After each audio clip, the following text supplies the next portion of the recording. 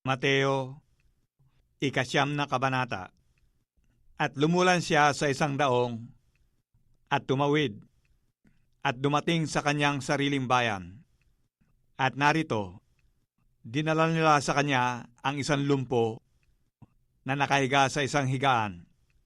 At nang makita ni Jesus ang kanilang pananampalataya, ay sinabi sa lumpo, "Anak, laksan mo ang iyong loob, ang iyong mga kasalanan ay pinatatawad na." At narito, ang ilan sa mga eskriba ay nangagsabi sa kanilang sarili, "Ang taong ito'y namumusong." At pagkaunawa ni Jesus ng kanilang mga kaisipan, ay sinabi, "Bakit nangag-iisip kayo ng masama sa inyong mga puso? Sapagkat alimbaga ang lalong magaang sabihin, ipinatatawad na ang inyong mga kasalanan, o sabihin, magtindig ka at lumakad ka? Datapwat upang maalaman ninyo na ang anak ng tao'y may kapamahalaan sa lupa na magpatawad ng mga kasalanan." Sinabi nga niya sa lumpo, "Magtindig ka, buhatin mo ang iyong higaan, at umuwi ka sa iyong bahay." At nagtindig siya at umuwi sa kanyang bahay. Datapwat nang makita ito ng karamihan, ay nangatakot sila, at kanilang niluwalhati ang Diyos na nagbigay ng gayong kapamahalaan sa mga tao. At pagdaraan doon ni Jesus, ay nakita niya ang isang tao na kung tawagay Mateo, na nakaupo sa paningilan ng buwis, at sinabi niya sa kanya, "Sumunod ka sa akin." At siya nagtindig at sumunod sa kanya. At nangyari na nang makaupo siya sa pagkain sa bahay, narito, ang maraming maniningil ng buwis at ng mga makasalanan ay nagsirating at nagsiupong kasalo ni Jesus at ng kanyang mga alagad. At nang makita ito ng mga Pariseo, ay sinabi nila sa kanyang mga alagad, "Bakit sumasalo ang inyong guro sa mga maniningil ng buwis at ng mga makasalanan?" Datapwat nang ito'y marinig niya, ay kanyang sinabi, "Ang mga walang sakit ay hindi nangangailangan ng manggagamot, kundi ang mga may sakit. Datapwat magsihayo kayo at inyong pag-aralan kung ano ang kahulugan nito. Habag ang ibig ko at hindi hain, sapagat hindi ako naparito upang tumawag ng mga matuwid, kundi ng mga makasalanan." Nang magkagayoy, nagsilapit sa kanya ang mga alagad ni Juan, na nangagsabi, "Bakit kami at ang mga Pariseo ay nangag-aayunong madalas? Datapwat hindi nangag-aayuno ang mga alagad mo?" At sinabi sa kanila ni Jesus, "Mangyayari bagang mangagluksa ang mga abay sa kasalan, samantalang ang kasintahan lalaki ay kasama nila? Datapwat darating ang mga araw na ang kasintahan lalaki ay aalisin sa kanila, at kung magkagayoy, mangag-aayuno sila. At sino may hindi nagtatagpi ng bagong kayo sa damit na luma, sapagkat ang tagpi ay bumabatak sa damit, at lalong lumalala ang punit. Hindi rin nagsisilid ng bagong alak sa mga balat na luma. Sa ibang paraan ay nangagpuputok ang mga balat, at nangabububo ang alak, at nangasisira ang mga balat, kundi isinisilid ang bagong alak sa mga bagong balat, at kapwa nagsisitagal." Samantalang sinasalita niya ang mga bagay na ito sa kanila, narito, dumating ang isang pinuno at siya'y sinamba, na nagsasabi, "Kamamatay pa lamang ng aking anak na babae.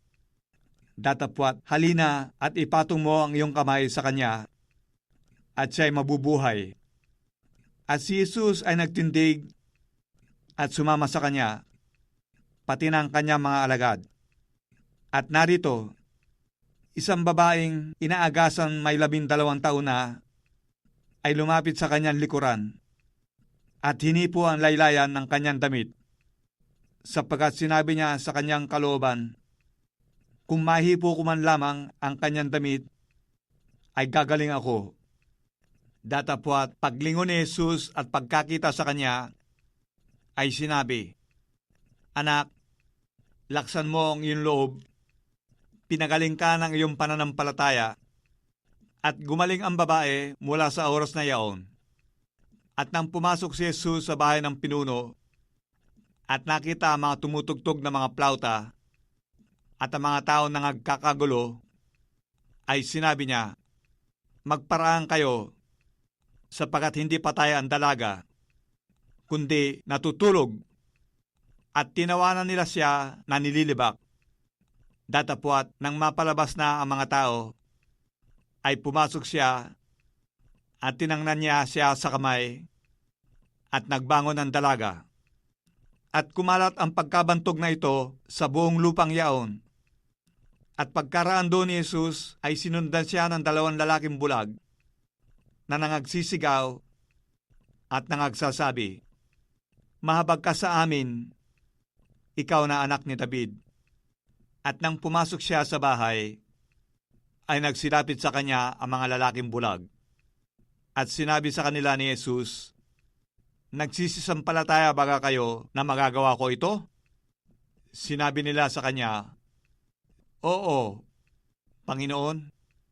Na magkagayoy, kanyang hinipo ang mga mata nila na sinasabi, "Alinsunod sa inyong pananampalataya ay siyang mangyari sa inyo." At nangadilat ang kanilang mga mata at mahigpit na ipinagbili ni Jesus sa kanila na sinasabi, "Ingatan ninyong sino may huwag makaalam nito." Datapwat sila'y nagsialis at kanilang inilathala ang kanyang kabantugan sa buong lupang yaon.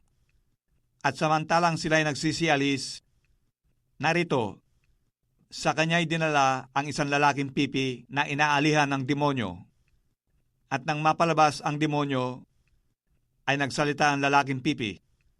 At nangagtaka ang mga karamihan na nangagsasabi, "Kailan may hindi nakakita sa Israel ang ganito?" Datapwat sinabi ng mga Pariseo, sa pamamagitan ng prinsipe ng mga demonyo ay nagpapalabas siya ng mga demonyo. At nililibot ni Jesus ang lahat ng mga bayan at mga nayon na nagtuturo sa mga sinagoga nila at ipinangangaral ang ebanghelyo ng kaharian at pinagagaling ang sari-saring sakit at ang sari-saring karamdaman. Datapwat nang makita niya ang mga karamihan, ay nahabag siya sa kanila, sapagkat pawang nangahahapis at nangangalat na gaya ng mga tupa na walang pastor.